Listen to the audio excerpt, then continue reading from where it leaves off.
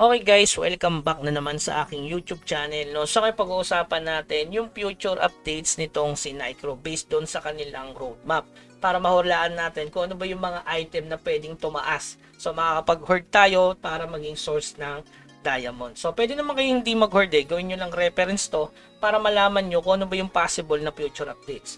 Okay? So based muna dito tayo sa roadmap nila. So marami nagtatanong, Kuya Bugs, magkakaroon ba ng server transfer?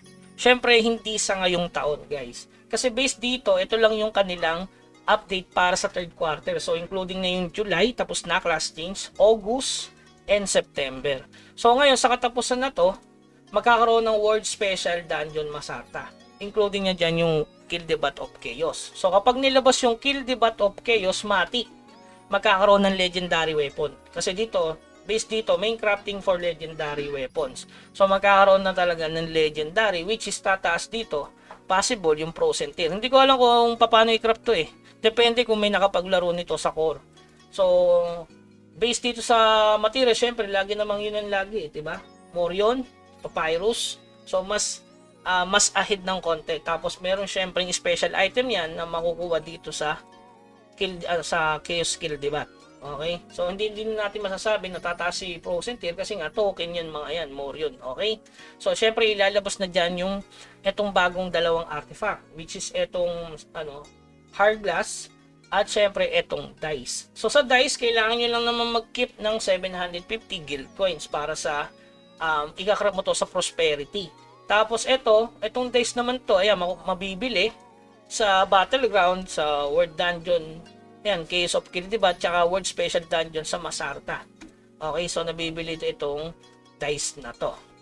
Okay, so yan yung mga possible na mangyari ngayong August hanggang katapusan na yon. Tapos including na rin itong Alchemy. Okay, so tapos yung susunod nila sa update, Tower of Trials. So ito, July, August, September to, malamang. So, atong Tower of Trials, solo dungeon to guys, kaya kailangan nyo rin magpalakas. Dito ata nakakuha nung pang-upgrade dun sa Alchemy siguro.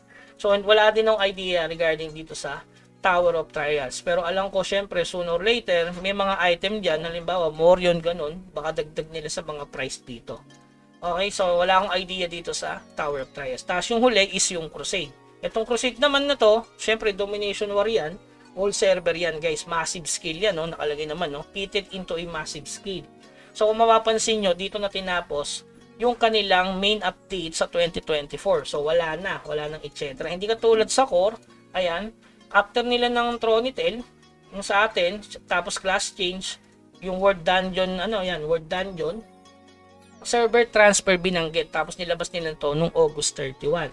So, September na yung update sa atin ni Nicro. Kasi dito na nilabas. September 21 na to guys ha. Sa Cora. Ayan. Diba? Yung glider. Etong mount.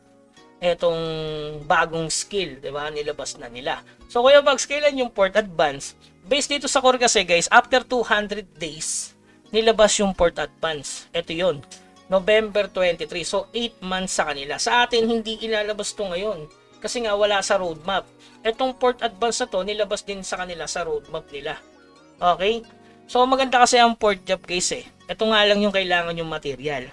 So ito yung pwede nating i-hoard soon or later. So 13,400, 300 million gold. Yung higher seal 1,720, 5,500 din na more at papyrus na 10,000. Grabe, para mag-import job ka.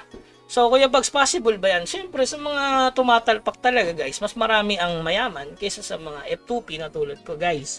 So, tayo makikisabit lang tayo sa pagtaas ng mga item. Hindi naman tayo sasabay sa pagiging port advance kasi mahal talaga to. Papalo to ng 3 million dayas. Pero, gaya na sabi ko nga sa inyo, merong Crusade. Sa Crusade kasi, guys, million of dayas ang pamigay dito. Lalo na kapag nanalo kayo sa war. So, may 3 territory dyan, guys. Okay? So kung titingin nyo sa core, ganun yung pamigay na dice dyan siguro. Kasi nakalagay dun 2,000. Parang sa Mir 4, di ba kapag Emperor, ang laki ng yield ng gold doon. Okay, kasi tax na yung kinukuha nun sa tao sa server. Okay? So ano may mga possible na pwede pang tumaas na item? Syempre enhancement guys. Gaya na sabi ko nga sa inyo, magkakaroon ng 200 days dito kay Nicro. Ito yung palatandaan natin. No, sa mga hindi nakakapag-hoard, pwede kayong mag-hoard ng enhancement. Tapos possible din na tumaas. Maraming tatanong din ito regarding sa carving knife kung pwede bang tumaas to. Yes, pwedeng tumaas to guys, pero sa panahon ng awakening. So yung awakening mangyayari after nitong port advance, which is isang taon pa, susunod dyan yung awakening na. So kailangan mo kasi makapag plus 6 ng item. So artifact yun guys. Siyempre, sa mga hindi pa plus 6 nito, maghahabol yan mga boss. So possible na tumaas yung golden weighing scale at syempre itong si carving knife. Pero hindi rin natin masasabi, baka sa future updates ni Nicro hindi nabibilang, baka magkaroon sila ng enhancement event na naman.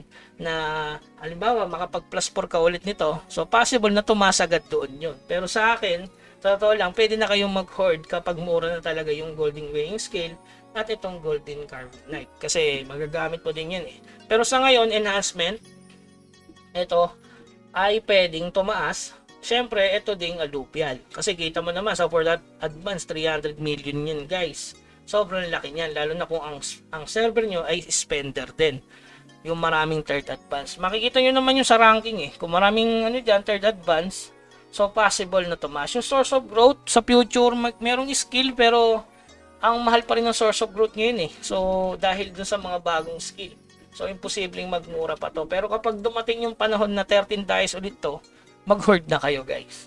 Sa amin kasi mahal eh. Baka sa server nyo, mura na. Yung alluvial, walang pagbabago dyan. Moonstone, possible na tumaas yan kapag 200 days na ni Nicro sa September guys ah. So, next month na yon. May countdown tayo. Saan yung countdown? Ito, huwag yung kakalimutan. So, ano ba yung mga tanong sa atin? So, yung server transfer, malabong mangyari ngayong taon. Depende kung isisingit ni Nicro yan dito.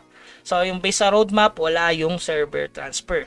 Baka next year, guys. Tapos, regarding naman sa port advance, wala sa kanilang roadmap, baka next year natin. Okay? So, ayan. Ito yung mga possible na pwede natin paghandaan na. Yung mga tataas, golden weighing scale, carving knife, enhancement, moonstone, pwedeng alluvial, source of growth pa rin. At syempre, eto, bonus na lang guys, yung Masarta 7. So, yung Masarta 7 kasi mura ngayon eh. So, bakit tataas to? Tataas to once na lumabas yung boss sa Masarta 7. So, based dito, hindi ko pa makita kung kailan nila nilabas yung boss eh. Kailangan makapaglaro ko ng core para makita ko doon kung meron na bang boss sa Masarta 7. Sino ba nakapaglaro ng core? So, dapat makita nyo na may boss doon sa Masarta 7. Dito kasi, hinahanap ko, hindi ko makita. Kadalasan kasi, kapag sa global, naglalabas sila ng another floor. Halimbawa, yun, 18.9 nilabas. Nagkaroon, 789, di ba? Nagkaroon ng boss sa Masarta 6. O matagal na ba yung Masarta 6? So, hindi kasi ako active sa boss hunting, guys eh. Pero isa yan sa mga tataas na price itong Masarta 7. Kapag nagkaroon na, syempre, ng boss doon. Okay? So, yun lamang guys. Yun lang yung future updates natin kay Nicro. So, abang-abang lang kayo sa mga updates natin. Siyempre, tuwing Monday. Alam nyo na yan, alas 5 para sakto talaga kung ano yung possible na tataas. Pero mas maganda kung naka-hoard na kayo. Tapos, ibebend yun na agad kapag time na ng patch note. Kasi doon talaga papaldo. Kasi kung pahuli-huli ka, mas malulugi ka. Ganun lang yun. Okay? So, yun lamang guys. Huwag kalimutan naman i-like tong video na to. Hanggang sa muli. Paalam.